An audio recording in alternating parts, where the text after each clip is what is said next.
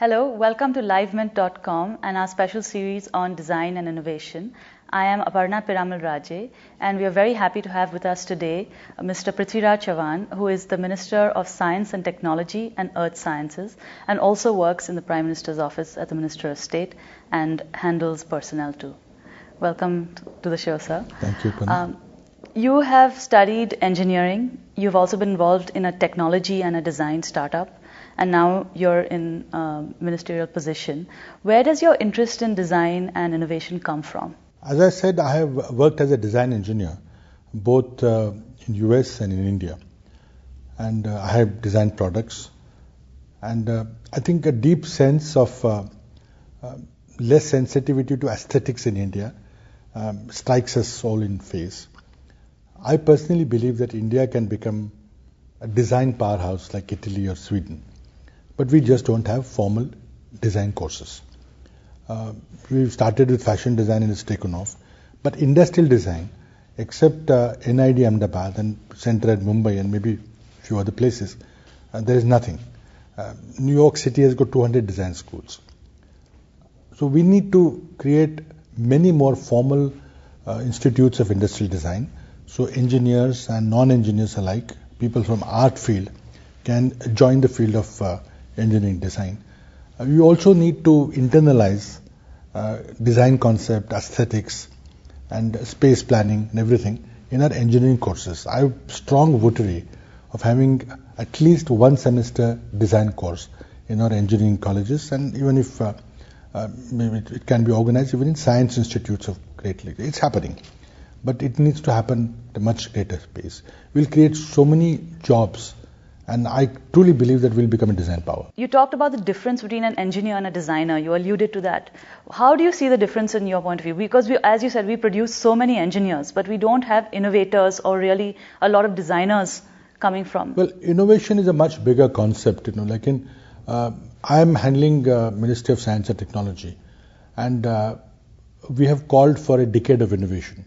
Prime Minister's vision is that in next 10 years, India should really be known for innovation, which means you convert the knowledge, the science knowledge, the research in science and technology to intellectual property, exploitation of that intellectual property, and creation of enterprises based on knowledge. Partly because many of the scientists are not really permitted, as I understand, to start ventures, have equity, commercialize their innovations, and their incentives are more aligned to publishing their innovation and then, not really profiting from it. No, that is all changed now. All that you said is permitted now. We can allow scientists to spin off companies. We even take the risk. We allow them to keep tenure in the labs for 3 years. If they succeed, they go out. If they don't succeed, they come back to labs.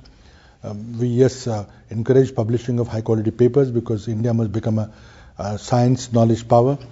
But at the same time, the focus is on innovation, which must create new enterprises, because the products created out of that innovation must reach the people, and the link is private sector. But the difficulty is that the scientists are not good at the last mile, converting an idea. Maybe they make a prototype, they make a breadboard, but completing it all the way through into usable products, which people will pay to buy, which can be bought off the shelf. That last link is basic. It's a very important link. You need to be driven by marketing concerns rather than what the scientist wants to do. There's a curiosity-based research. You need to further the frontiers of knowledge on one side. But what the country needs today is new enterprises based on knowledge, new enterprises based on innovation. And that is the missing link which we want to plug now.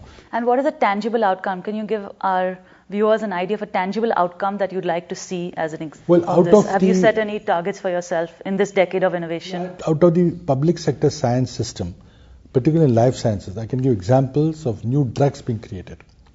If you remember, initially, the public sector research system was geared towards creation of research which are given free to industry, because research was considered public good, not to be made profit from. But post-91, post the new patent law, that is changing. Now industry has some muscle, they can create large enterprises, they can create R&D labs. So now we are saying we create intellectual property, try to exploit it both within the country and abroad. And in doing so, create publications so Indian science might is recognized throughout the world, and create enterprises. Now, the design component in that is very crucial, because when you make new products, either you have to have a groundbreaking technology which nobody has, something like what Walkman did to music, or what iPod did to music, or iPhone did to mobile telephony, something that earth-shaking. Otherwise, you have to have the same products, maybe a bit cheaper, or maybe more attractive, more manufacturable, more maintainable. And that's a challenge before the Indian engineering industry, both in public sector and private sector. And therefore, product design becomes a very important thing. Industry has to realize that they must pay to get good design made. And when there are successes, when an ordinary product, better designed, can get a large market share, then these successes, things will happen. Even the aesthetics about packing, designing the packing coverage and all that. We had Indian Institute of Packaging, but not many people use that technology or use that knowledge. Yeah. So how much as a percentage of either GDP or a budget is going towards science and technology? The nation spends slightly under 1% on R&D as a ratio of the GDP. Prime Minister in the 11th plan document, a number of occasions has said that he'd like to take it to 2% of the GDP. I think average is more than 2%, but there are countries like Israel which spend 4.5% of the GDP. Finland spend 4.5% of the GDP. There are, in the space between 3 and 4%, there are many countries who do that. So we are way below that. But unfortunate part is, out of that 1% or less than 1% that we spend on research and development, 75% comes from public sector. Private sector only spends 25%. And of that 25%, half is spent on pharma research, and entire remaining space is only half of 25%. We want private sector to increase that spending, and the public sector will indeed strive to double what they spend today. Thank you very much, sir, for spending so much time with us and sharing your views. I think there's clearly a lot that needs to be done, and I think we have a lot more to look forward to from you and your ministry. And thank you for being with us on Live Mint.